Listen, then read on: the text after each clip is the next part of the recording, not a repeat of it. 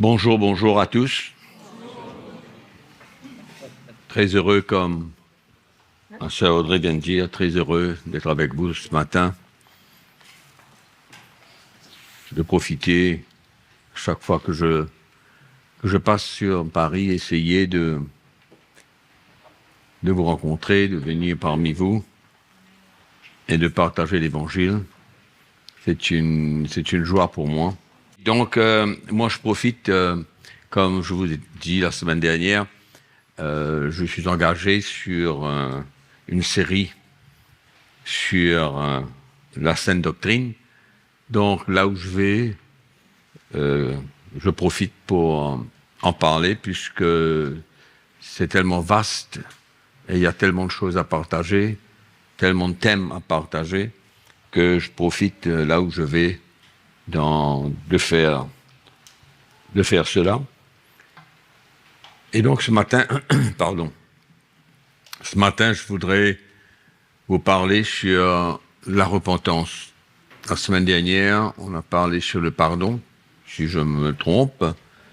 Et donc aujourd'hui, nous allons parler de la repentance.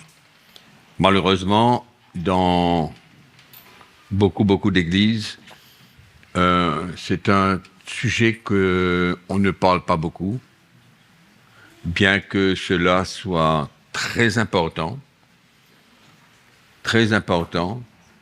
pour remettre nous tous, le peuple de Dieu, sur les rails quand nous nous éloignons, quand nous ne faisons ce qu'il ne faut pas faire. Mais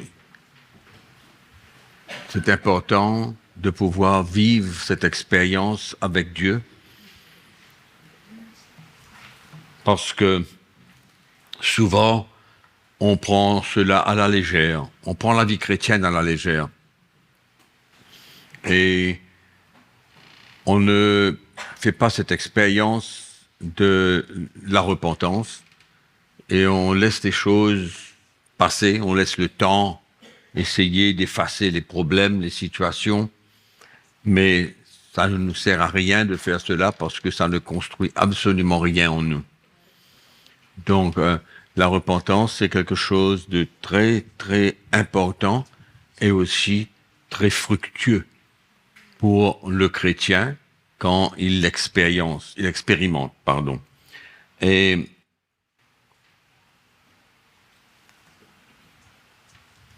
ce matin, nous allons premièrement parler de la repentance pour le salut.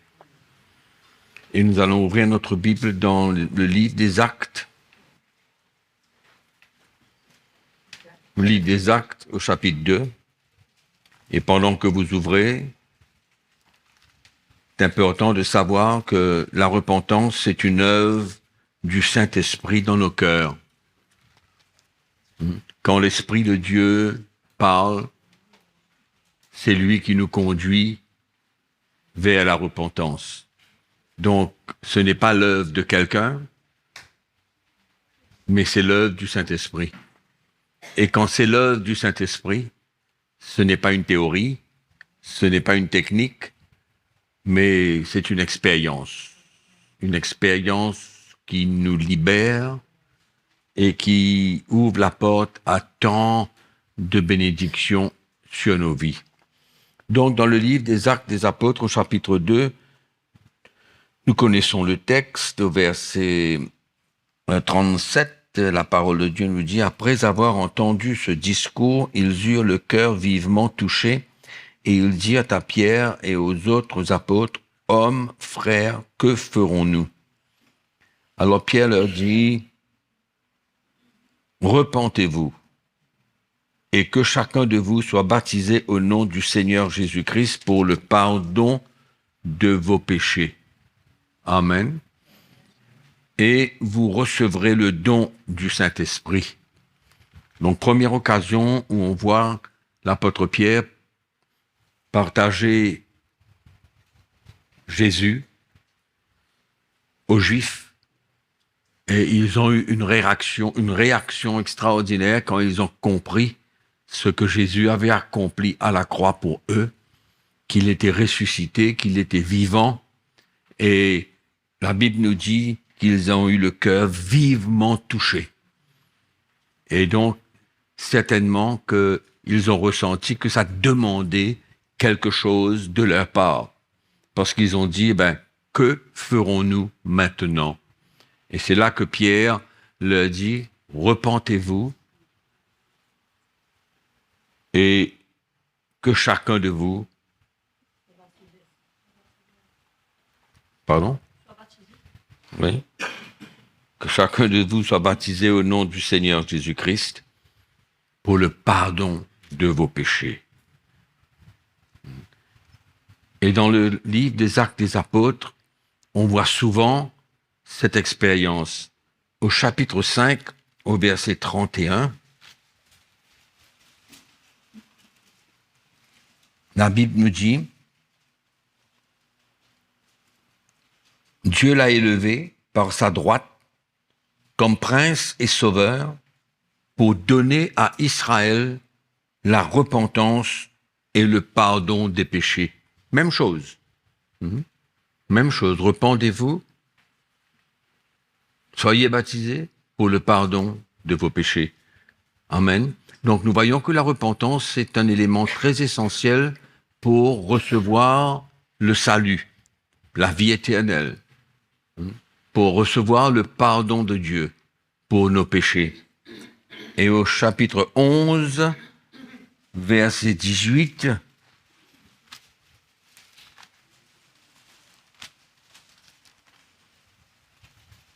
la Bible me dit, après avoir entendu cela, ils se calmèrent et ils glorifièrent Dieu en disant, Dieu a donc accordé la repentance aussi aux païens afin qu'ils aient la vie. Amen. Donc la repentance, c'est vraiment un élément, une expérience dans la vie chrétienne pour lui obtenir le salut. Amen. Et donc, quand il comprend qu'il a besoin de se repentir de ses péchés, suite à la lumière qu'il reçoit dans son cœur par le Saint-Esprit de ce que Jésus-Christ a accompli pour lui à la croix. Il a porté nos péchés. Et c'est comme cela que nos cœurs s'ouvrent et on comprend notre état. Et c'est pourquoi la parole nous dit, nous avons besoin de cette expérience de la repentance pour le pardon de nos péchés. Et dans le chapitre 17, au verset 30, voyons la même chose. Le verset 30 nous dit, Dieu, sans tenir compte des temps d'ignorance, annonce maintenant à tous les hommes et en tout lieu qu'ils ont à se repentir, parce qu'il a fixé un jour où il jugera le monde selon la justice par l'homme qu'il a désigné. Amen. Tous les hommes doivent se repentir s'ils veulent obtenir la vie éternelle et le pardon de leurs péchés. Donc on voit que c'est une œuvre intérieure, c'est l'Esprit de Dieu qui nous emmène dans cette place où nous sentons le besoin que nos péchés soient réglés afin d'obtenir le salut et d'être réconciliés avec Dieu. On comprend que le péché, c'est un obstacle entre nous et Dieu, et que Dieu a envoyé son Fils mourir sur la croix, portant nos péchés, versa son sang, ressuscite des morts, afin que, si nous croyons en lui, nous aurons la vie éternelle et nous serons sauvés. C'est pourquoi l'apôtre Paul nous dit, crois, si tu crois. Quelqu'un peut être sauvé par la foi en Jésus-Christ. Amen. Donc tout cela, il y a un langage peut-être différent, mais le salut s'obtient par la foi en Christ et en même temps cette expérience d'une repentance de son passé de sa vie de péché. Amen. Donc je crois que tous ceux qui sont nés de nouveau peuvent témoigner comme quoi qu'un jour dans leur vie, ils ont compris qu'ils étaient séparés de Dieu à cause de leur péché et qu'ils ont vu par l'Esprit de Dieu ce que Christ avait accompli à la croix et cela les a emmenés à s'humilier et à se repentir de leur péché pour une nouvelle vie, un changement de vie et le salut, la vie éternelle. Amen. Dans le chapitre 20,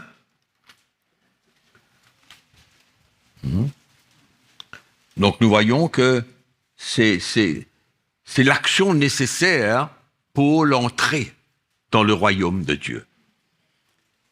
Chapitre 20, verset 20, nous lisons « Vous savez que je n'ai rien caché de ce qui vous était utile et que je n'ai pas craint de vous prêcher et de vous enseigner publiquement et dans les maisons, annonçant aux Juifs et aux Grecs la repentance envers Dieu et la foi en notre Seigneur Jésus-Christ. » Amen.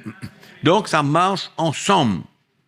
Nous savons que nous sommes justifiés par la foi et en même temps nous voyons aussi cette expérience d'une repentance et pour que notre vie passée soit enlevée et qu'on commence une nouvelle vie avec le Seigneur Jésus.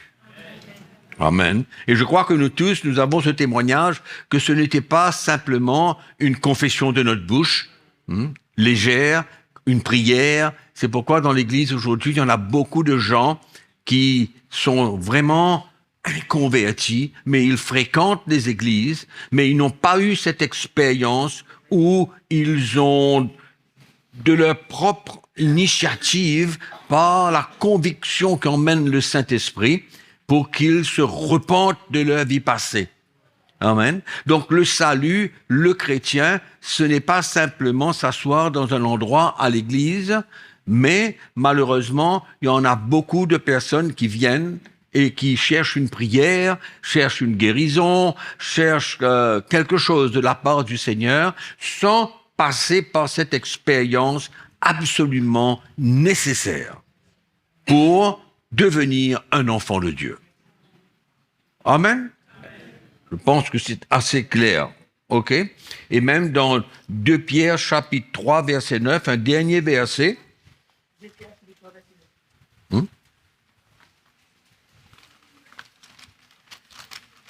2 Pierre, chapitre 3, verset 9, la Bible nous dit « Le Seigneur ne tardera pas dans l'accomplissement de la promesse comme quelques-uns le croient, mais il use de patience envers vous, ne voulant pas qu'aucun périsse, mais voulant que tous arrivent à la repentance. » Amen. Donc ce n'est pas simplement une espèce de prière simplement qu'on fait, mais je crois que c'est important que nous comprenions cette attitude de vraie repentance pour entrer dans le royaume de Dieu. On est d'accord? D'accord. Maintenant,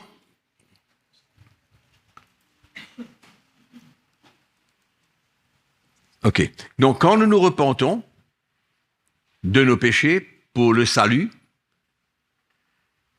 nous obtenons le pardon de Dieu. Chose que nous avons parlé la semaine dernière. Nous obtenons le pardon de nos péchés et c'est pourquoi la repentance et le pardon, ce sont deux choses qui sont ensemble. On se repent pour que le Seigneur nous pardonne. On ne se repent pas sans le pardon de Dieu. Amen. Donc ça, c'est assez clair. Maintenant, nous allons parler de la repentance du chrétien. Nous sommes entrés dans le royaume de Dieu au travers de la repentance et notre vie chrétienne, afin que nous puissions être épanouis, grandir dans la maturité, il y a la repentance que nous devons encore expérimenter dans notre vie chrétienne. Parce que personne ne peut dire qu'il est parfait et qu'il ne tombe et qu'il passe pas à côté, son attitude, ses actions, etc. Mais cela demande une repentance. On ne peut pas juste remplir notre casier comme ça, un péché après l'autre, remplir notre qu'importe quoi, un après l'autre, et sans qu'on se repente de notre action et de ce que nous avons fait qui ne plaît pas à Dieu. Et encore une fois, c'est le témoignage du Saint-Esprit. C'est pas une théorie. Parce que si c'est une théorie et une technique, il n'y aura pas de vraie profondeur dans notre repentance et cela ne va pas, et on ne pourra pas bénéficier réellement de ce que ça peut nous emmener dans notre vie spirituelle. Donc c'est pas quelque chose de léger. La vie chrétienne est une vie de repentance. Une vie de repentance. Une conviction. Allons ouvrir notre Bible ce matin dans 2 Corinthiens chapitre 7.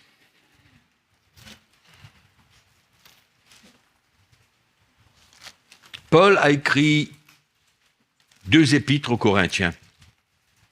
Une première épître, très terre à terre, parlant des choses clairement, montrant la profondeur de leur vie selon les désirs et les plaisirs de leur chair. Il expose l'église de Corinthe. Il leur montre leur état. Et nous savons que dans la première épître, au chapitre 5, nous voyons comment Paul a fait quelque chose de assez particulier. Alors, peut-être pour vous rappeler, parce que 2 Corinthiens chapitre 7 est en relation directe avec 1 Corinthiens chapitre 5. Alors, 1 Corinthiens chapitre 5, nous lisons comme quoi que dans l'Église, on entend dire généralement qu'il y a parmi vous de la débauche, et une débauche telle que ne se rencontre même pas chez les païens. C'est au point que l'un de vous a la femme de son père, et vous êtes enflés d'orgueil, et vous n'avez pas été plutôt dans l'affliction, afin que celui qui a commis cet acte soit ôté du milieu de vous. Pour moi, absent de corps, mais présent d'esprit, j'ai déjà jugé comme si j'étais présent. Celui qui a commis un tel acte, au nom du Seigneur Jésus, vous et mon esprit étant assemblés avec la puissance de notre Seigneur Jésus-Christ, qu'un tel homme soit livré à Satan pour la destruction de la chair, afin que l'esprit soit sauvé au jour du Seigneur Jésus. En fait, une action assez particulière de la part de l'apôtre Paul, en voulant mettre l'ordre dans l'Église, parce que la parole de Dieu nous enseigne que dans l'Église du Seigneur, un petit peu de levain fait monter toute la pâte. Ce qui fait que le péché ne doit pas demeurer dans l'Église quand il est connu. Quand le péché est connu, il doit être confronté. Il doit y avoir quelque chose, une action quelconque pour aider la personne à retourner vers le Seigneur et se débarrasser de son péché. Ça, c'est la motivation que Paul avait, et on vient de le lire. Livré à Satan pour la destruction de la chair, afin que son âme soit sauvée. Un retour vers Dieu, une repentance. Et c'est ça quel a été le but de la lettre de l'apôtre Paul dans sa première épître de Corinthiens. Non seulement pour leur enseigner une certaine doctrine, mais en même temps pour gagner le cœur des Corinthiens à retourner vers le Seigneur. C'était ça le but. Et un deuxième but qu'il avait, c'était non seulement pour cette personne qui avait besoin d'une réprimande et d'une correction de Dieu afin qu'il retourne vers Dieu, mais c'était en même temps qu'il voulait gagner le cœur des Corinthiens pour être unis avec lui dans cette action. On a compris ce que j'ai dit? D'accord? Et ça, c'était très important. Et l'apôtre Paul va confier aux Corinthiens, dans sa deuxième épître, que c'était ça le principal but. C'était pas simplement pour ramener cette personne à la raison et l'emmener à se repentir, mais la principale raison était de gagner le cœur des Corinthiens pour qu'ils soient dans l'unité avec lui et les serviteurs de Dieu dans l'action qu'il avait prise. Parce que quand il y avait beaucoup de détracteurs aussi dans au temps de Paul, il écrit dans la deuxième épître comment il y avait des gens qui voulaient le détruire le ministère, etc. Et donc, ces Corinthiens avaient perdu un peu cette relation qu'ils avaient avec l'apôtre Paul. C'est pourquoi il dit à un moment donné, « Élargissez votre cœur envers nous. » Parce qu'ils avaient fermé leur cœur et ils avaient écouté des hommes qui ne prêchaient pas le vrai évangile, et cela les a emmenés à se détacher de Paul et des serviteurs de Dieu. On voit le contexte. D'accord? Alors Paul voulait que non seulement cet homme se repente, mais que le peuple de Dieu se repente d'avoir accepté une telle situation au sein de l'Église sans qu'ils prennent compte, ils prennent cas. C'était pas un problème pour eux que ce genre de situation existe dans l'Église. Donc il y a deux situations, d'accord? Mais les deux situations étaient pourquoi? La repentance. La repentance dans la vie de cet homme, et la repentance dans la vie du peuple de Dieu, d'être assis tous les jours à l'église et de ne rien faire et d'accepter que le péché demeure au milieu d'eux. On est d'accord? Ça, c'est le texte. Voilà comment ça va se passer. Donc, quand on va en 2 Corinthiens chapitre 7,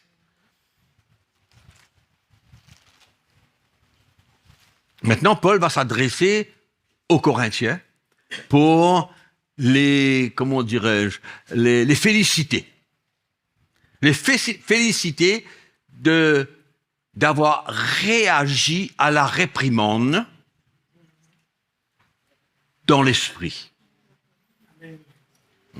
D'avoir réagi à la réprimande et qu'ils se sont repentis de leur état et en même temps de se repentir d'avoir permis toutes sortes de choses dans l'Église. Et ce n'était pas la seule chose, bien sûr. Quand ils prenaient le repas du Seigneur, ils étaient ivres, ils mélangeaient tout en même temps, ils étaient dans compétition, jalousie. Enfin, c'était l'œuvre de la chair dans l'Église de Corinthe. Alors, au chapitre 2 maintenant, la deuxième épître, dans le chapitre 7, il va retourner à cette situation dans la première épître qu'on vient de lire tout à l'heure. Alors, on lit à partir du verset 8. Non. Verset 6. Mais Dieu qui console ceux qui sont abattus nous a consolés par l'arrivée de Tite. Et non seulement par son arrivée, mais encore par la consolation que Tite lui-même ressentait à votre sujet. Il nous a raconté votre ardent désir, vos larmes, votre zèle pour moi, en sorte que ma joie a été d'autant plus grande. Donc il y a eu un revirement de situation dans le cœur des Corinthiens. Et c'est ça. Et Paul avait envoyé Tite à Corinthe, et quand Tite est retourné, il lui a donné ce genre de nouvelles. Il n'était plus zélé pour Paul au moment donné. Mais là, l'apôtre Tite vient dire à Paul, comme quoi que, les Corinthiens, ils sont OK, leurs cœurs se sont tournés vers toi de nouveau, ils sont zélés pour toi et pour les serviteurs de Dieu. Donc, et on continue. Quoique je vous ai attristé par ma lettre, je ne m'en repens pas. Et si je m'en suis repenti, car je vois que cette lettre vous a attristé, bien que momentanément. Amen. Momentanément. Ça les a choqués. Ça les a attristés. De voir comment Paul a voulu les emmener avec lui dans cette action très particulière. Et il dit, je me réjouis à cette heure, non pas de ce que vous avez été attristés, mais de ce que votre tristesse vous a porté à la repentance. Car vous avez été attristés selon Dieu, afin de ne recevoir de notre part aucun dommage. Amen. Vous voyez, avant la repentance, pendant un moment, ils furent attristés et, je ne dirais pas amers envers l'apôtre Paul, mais la relation avait été abîmée. Et là, Paul dit, je me réjouis non pas de ce que vous avez été attristés, mais de ce que votre tristesse vous a porté à la repentance. Amen. Votre tristesse. Là, il ne parle pas de l'homme en question, il parle d'eux, du peuple de Dieu. Amen. Cette tristesse, elle est selon Dieu. Et c'est Dieu qui emmène cette tristesse dans votre cœur parce qu'ils ont vu leur état. Et qu'ils avaient besoin de se repentir, chose qu'ils ont fait. Amen. Et là, l'apôtre Paul parle de deux repentances. Une repentance, selon Dieu qui produit, cette tristesse selon Dieu produit une repentance à salut. Et il y a une autre repentance qui dit dedans, tandis que la tristesse du monde produit la mort. Amen. Donc cette tristesse qui était en eux, emmenée par le Saint-Esprit, pour leur montrer ce qu'ils avaient fait. Et le chrétien, aujourd'hui, il a toujours un choix. Quand Dieu lui montre son cœur et lui montre son erreur, il a deux options. Une, c'est de s'humilier, et quelque part ressentir, comment dirais-je, un regret, une tristesse dans son cœur. Par contre, il y a une autre qualité de chrétien, lui, qui ne prend pas compte de la situation. Il sait qu'il y a un problème, mais il ne réagit pas. Il ne réagit pas dans l'esprit, il fuit, il se cache. Il ne veut pas cette expérience, parce que c'est une expérience de brisement, c'est une expérience d'humilité où l'orgueil de l'homme est en train d'être travaillé par Dieu. Et c'est là où il ne veut pas, c'est là où il fuit. Le chrétien charnel, qui n'a aucune idée de ce que c'est que de prendre sa croix et de suivre le Seigneur, il passe à côté, il part et il continue. Mais ce qui a réjoui le cœur de l'apôtre Paul, et il va l'exprimer dans les versets qui suivent, qu'est-ce qui s'est passé dans le cœur de ces Corinthiens? C'était une vraie repentance, une repentance réelle dans leur cœur, et la Bible nous dit que cette tristesse, selon Dieu, produit une repentance à salut. Amen. Parle pas d'être sauvé, là. Non. C'est pas une repentance pour être sauvé, ils étaient déjà des chrétiens, mais une repentance pour raligner leur vie dans le plan de Dieu, amen, et de continuer de travailler à leur salut, comme Paul parle. Travaillez à votre salut, qu'il dit. Amen. Et ça, c'est un exemple concret. Concret, comme quand Paul dit travaillez à votre salut. Clair et net. Okay. Donc, ils ont pris au sérieux, ils ont reçu une conviction de la part du Saint-Esprit, il y a une tristesse qui est venue dans leur Dieu, un brisement, il y a eu un regret, amen, et c'est là les emmener à, allons dire, se repentir, s'humilier devant le Seigneur et accepter que ce qu'ils ont fait, leur négligence, les emmène à réaliser maintenant qu'ils n'auraient pas dû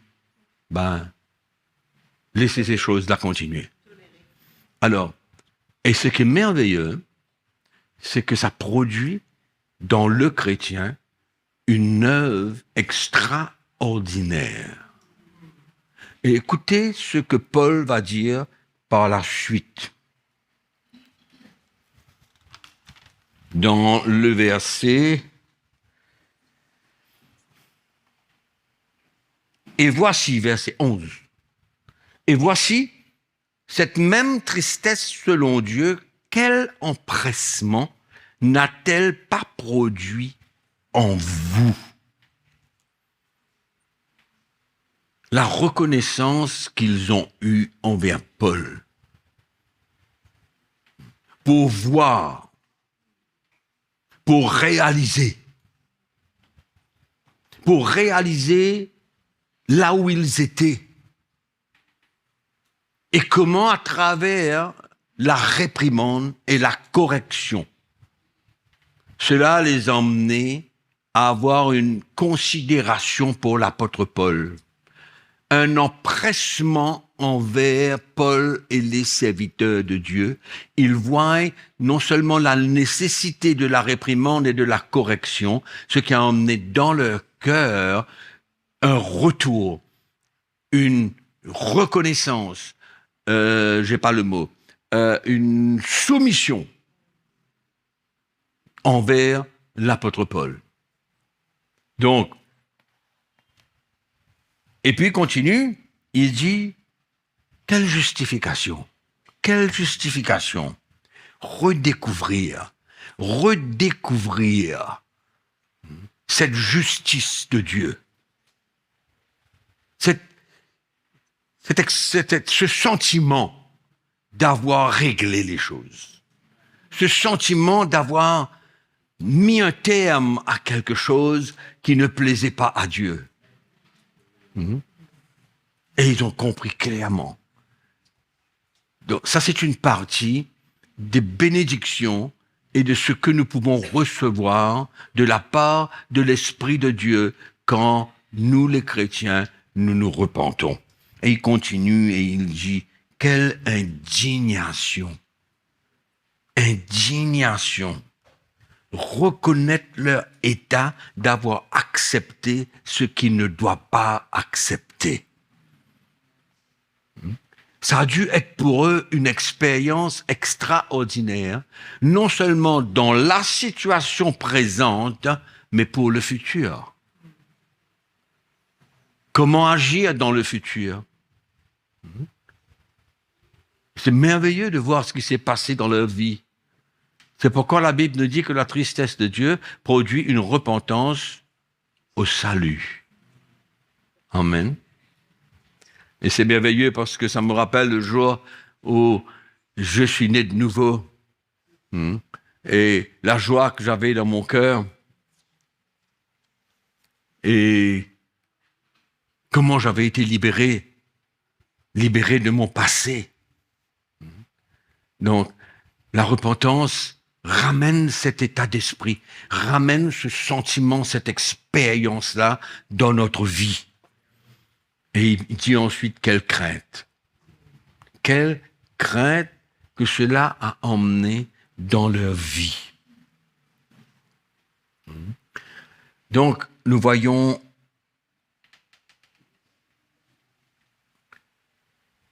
comment ils étaient eux-mêmes indifférents envers le Seigneur. Indifférents. C'était ça leur état d'esprit. Ça ne les importunait pas. Mais désormais, cette repentance a créé en eux une crainte de Dieu, comme quoi que c'était plus possible de continuer à accepter une situation pareille dans l'Église. Et c'est ça qui les a emmenés à retrouver cette communion, cette relation avec l'apôtre Paul, chose qu'ils avaient perdue. C'est normal, je suis sûr que vous m'avez déjà entendu parler, que quand nous ne marchons pas sur le chemin de la croix, c'est très difficile d'avoir une relation saine et une relation d'unité, une relation où on peut ressentir que nous sommes ensemble dans le service de Dieu. Et c'est comme ça qu'il y a beaucoup de chrétiens qui croient qu'on préfère quelqu'un ou on préfère l'autre. Mais c'est pas une question de préférence, c'est une question d'unité dans l'esprit. Et par contre, de ce côté, il n'y a pas d'unité dans l'esprit parce que cette situation emmène une séparation. Et c'est exactement ce qui s'est passé. Quel désir ardent! Vive réaction pour restituer la situation. Un nouveau zèle, un nouveau désir dans leur cœur. Extraordinaire. Et quand on regarde tout ça, on voit les bénéfices de, comment dirais-je, les bénéfices de la repentance. Et la dernière chose qu'il dit dedans, il dit quelle punition. Quelle punition. En d'autres mots, accepter la correction. Ils ont compris que cela était nécessaire pour eux. Nécessaire pour les emmener à retrouver cette communion dans l'esprit et à comprendre le plan de Dieu pour l'Église. Quand l'Église n'est pas un club, n'est pas une association, n'est pas un endroit où on peut permettre n'importe quoi dans l'Église. C'est pas possible. Et finalement, ils ont compris. Alors on descend un petit peu plus bas et on termine ce sujet. Alors, Paul dit, vous avez montré, la fin du verset 11, Paul dit que vous avez montré à tous égards que vous étiez pieux dans cette affaire. Réglé. La chose a été réglée pour eux, pour l'Église, en ce qui concerne la situation qui existait. Le verset 12 nous dit, « Si donc je vous ai écrit, c'était afin... » Non, ce n'était ni à cause de celui qui a fait l'injure, ni à cause de celui qui l'a reçu, c'était afin que votre empressement pour nous soit manifesté parmi vous devant Dieu. Amen. Paul était concerné par cette sorte de division qu'il y avait, de séparation. Une église qui vivait ce qu'elle voulait vivre, qui a causé une séparation, une division entre Paul et les ministères et l'Église, le peuple de Dieu. Et il vient dire pour lui que la chose la plus importante, c'était l'Église. Alors il dit, si je vous ai écrit, ce n'était pas à cause de celui qui a fait l'injure, ni à cause de celui qui l'a reçu, c'était afin que votre empressement pour nous soit manifesté parmi vous devant Dieu. Amen.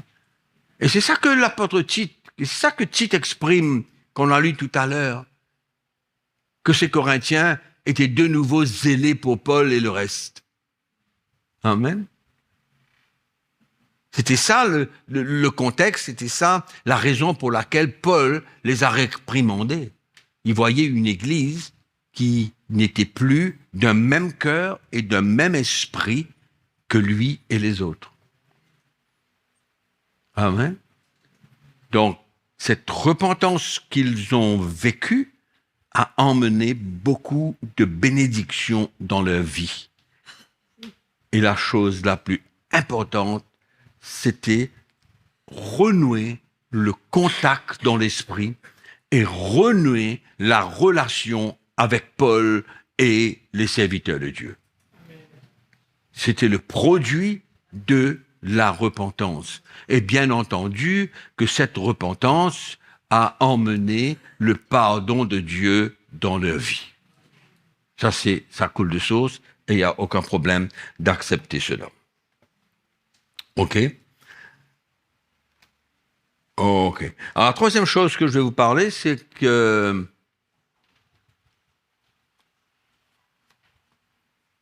donc nous avons vu la repentance pour le salut, nous voyons la repentance envers Dieu, d'accord, concernant notre situation, notre état. Et la repentance, elle peut être emmenée par le Saint-Esprit et elle peut être emmenée à travers quelqu'un, ou bien directement par l'Esprit de Dieu.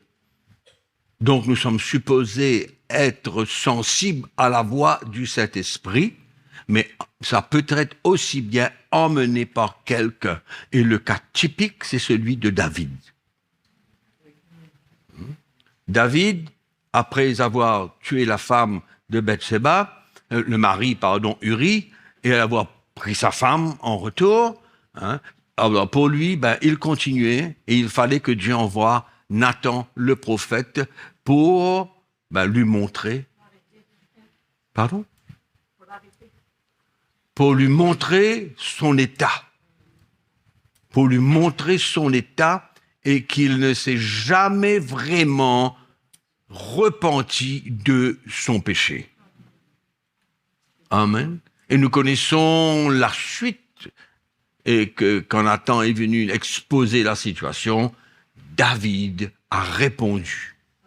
Il a répondu, il s'est repenti, il s'est tourné vers Dieu, malgré que, bien sûr, Dieu a emmené un problème par la suite concernant l'enfant qui devait naître de Bathsheba. Ouvrez votre Bible dans le chapitre 32 du livre des Psaumes. Chapitre 32.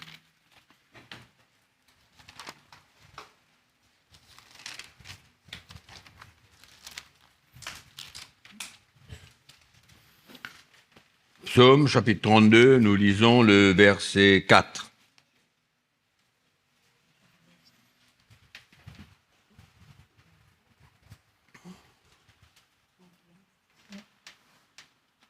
Le verset 4. Non. Allons lire le verset 3. Tant que je me suis tu, mes os se consumaient. Je gémissais toute la journée. Car nuit et jour, ta main s'appesantissait sur moi. Ma vigueur n'était plus que sécheresse, comme celle de l'été. Je t'ai fait connaître mon péché. Je n'ai pas caché mon iniquité. J'ai dit, j'avouerai mes transgressions à l'Éternel. Et tu as effacé la peine de mon péché. Amen. Voilà comment David a réagi. Et on voit ici un homme brisé, un homme triste au départ, un homme que Dieu n'a pas lâché pour finalement se jeter sur ses genoux et confesser à Dieu sa transgression. Et nous voyons le cœur de David. Et après, ce qui est merveilleux, de voir comment David a réagi après cette expérience dans le psaume 51.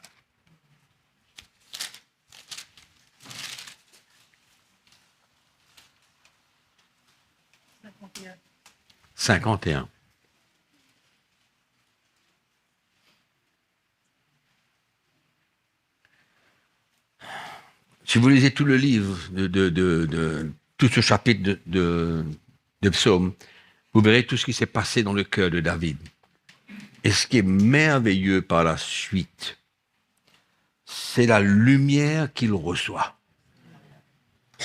Par la suite, après sa repentance, parce que le début du chapitre 51, il dit comment il reconnaît ses transgressions, qu'il a péché contre Dieu seul, que Dieu puisse le purifier et de créer en lui un cœur pur.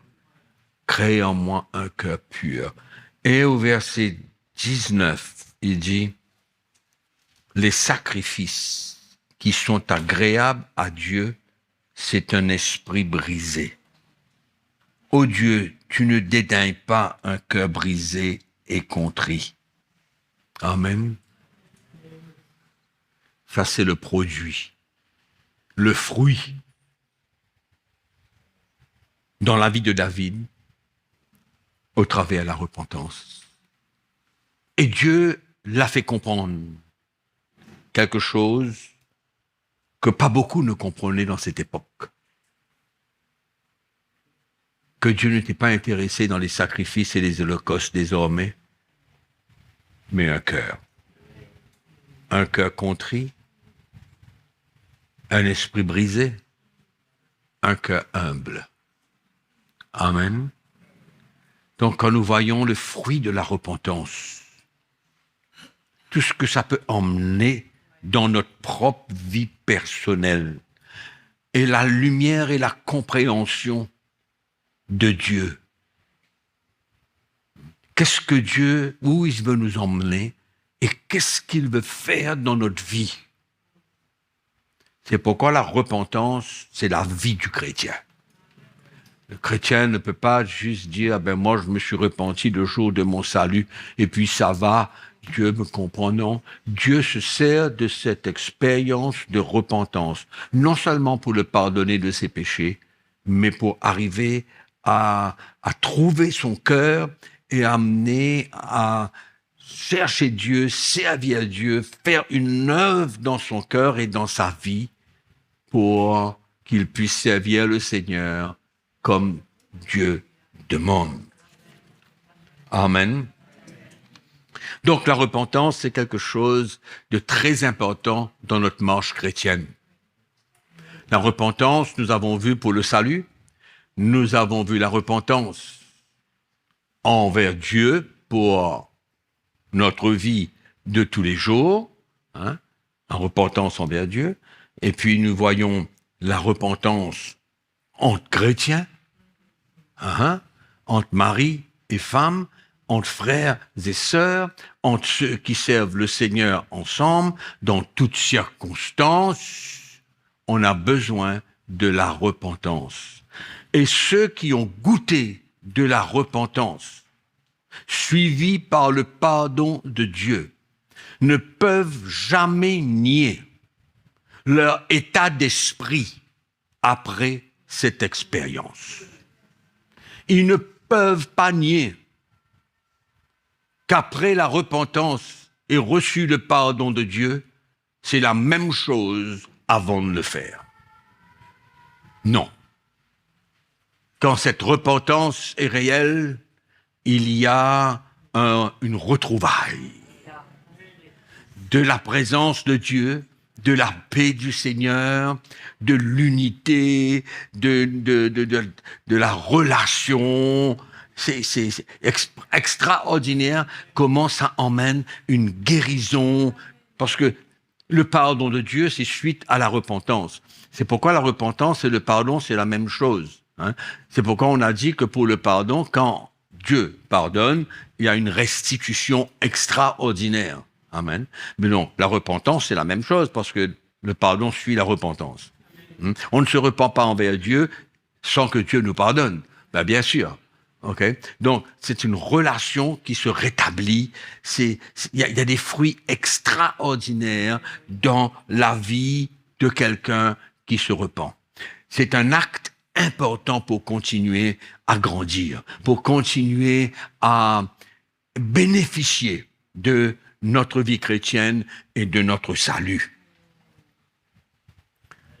Donc, le manque de repentance affecte la relation.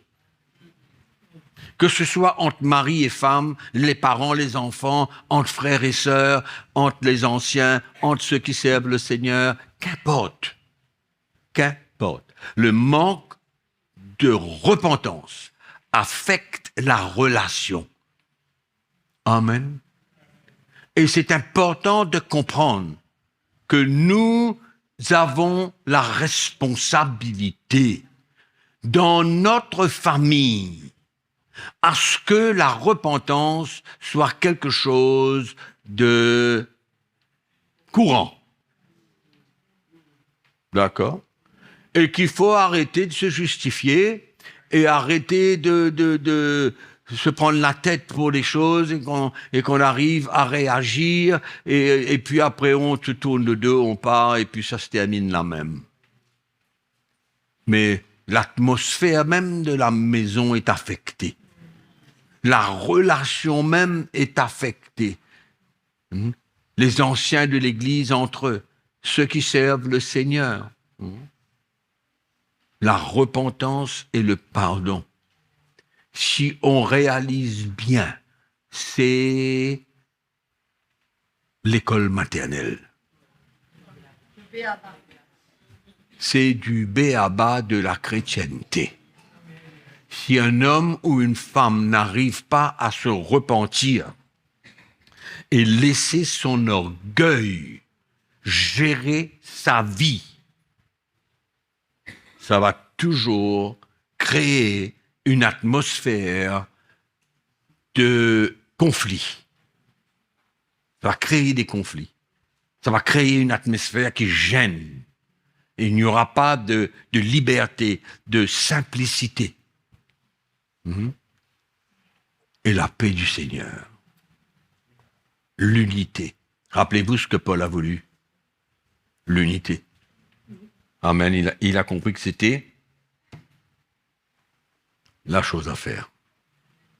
Amen. Donc la repentance, mes frères et sœurs, ça doit être quelque chose de courant. Parce que nous sommes encore dans la chair, mais il ne faut pas oublier que la repentance construit en nous des choses précieuses. Précieuses. Amen. Et ça doit continuer. Ça doit continuer. Et moi, je demande à tous ceux qui ont vécu une vraie expérience de repentance et qui se sont éloignés maintenant et qui continuent à vivre sans cette expérience nouvelle de repentance, moi, je vous encourage de vous humilier.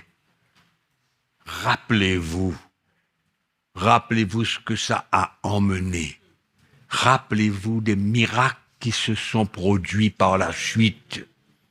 Amen. Et rappelez-vous de ce qui s'est passé dans la vie de votre entourage. Mes frères et sœurs, on ne peut pas fuir. Amen.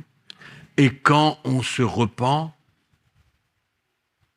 c'est qu'on se relève. On obtient le pardon de Dieu, on se relève et on continue. Amen. On compte parce que la repentance suivie du pardon élimine toute situation, comme si qu'elle n'a jamais existé. Ça, c'est seulement la chrétienté, selon la parole de Dieu, selon une relation que nous avons avec le Seigneur, qui peut produire cette atmosphère, ce sentiment comme quoi, que quand je me repens, je continue à servir le Seigneur comme si que rien ne s'était passé. Amen. On n'a plus besoin de fouiller dans notre poubelle. On n'a pas besoin de ramener le passé. Ce que beaucoup font, beaucoup de maris, de femmes ou de chrétiens, les uns envers les autres, qui toujours, les parents, n'importe, qui fouillent dans le passé. N'oublie pas ce que tu as été, n'oublie pas ce que tu as fait. Amen. On veut ramener devant Dieu ce que lui, il ne compte plus. C'est fini pour lui. Amen. Donc je vais vous encourager ce matin pour conclure la repentance. c'est un miracle du Saint-Esprit. C'est une conviction de la part de Dieu lui-même par le Saint-Esprit. Amen. Bien sûr qu'il y a des occasions où le Saint-Esprit lui-même vous convainc, et ça doit être la majorité, la chose normale de notre vie. Amen. Ça me parle, ça me souvient, ça me fait me rappeler de Corneille. Comment, quand Pierre a parlé, Pierre n'était pas venu pour lui montrer son péché. Pierre a prêché l'évangile et l'Esprit de Dieu a parlé au cœur de tous ceux qui étaient présents, de Corneille, de sa famille et de ses amis. Amen. Donc, nous voyons que nous expérimentons souvent la repentance par différents moyens. Mais l'important, c'est qu'on réponde à la réprimande de Dieu, on réponde à la correction de Dieu. Amen. Qu'importe comment, Nathan, l'Esprit de Dieu, tout ça c'est Dieu même. Mais l'important, c'est qu'on réponde et qu'on ne trouve pas aucune raison pour fuir. Nous avons besoin d'apprendre que la repentance, elle est nécessaire. Amen. Nécessaire sans justification. Amen. Il ne faudrait pas qu'on soit des chrétiens qui fuient la repentance parce qu'il y a toujours une justification. C'est pas, non. Quand Dieu nous confronte, quand l'Esprit de Dieu nous réprimande, on accepte, on plie nos genoux, on s'humilie, on ressent la conviction dans notre cœur pour régler le problème et on ne laisse pas l'orgueil gérer notre vie, mais on s'humilie. La repentance, ça fait partie de la croix que nous avons besoin de prendre. S'asseoir dans cet endroit et d'accepter le message de la croix et de continuer à résister Dieu, résister la correction, résister la réprimande, ne vous emmènera aucune part. Vous allez faire du surplace. Et ça va peut-être occasionner d'autres problèmes ensuite. Amen. Donc, la repentance, ça fait partie de notre vie. Amen. On se met debout, on va remercier le Seigneur.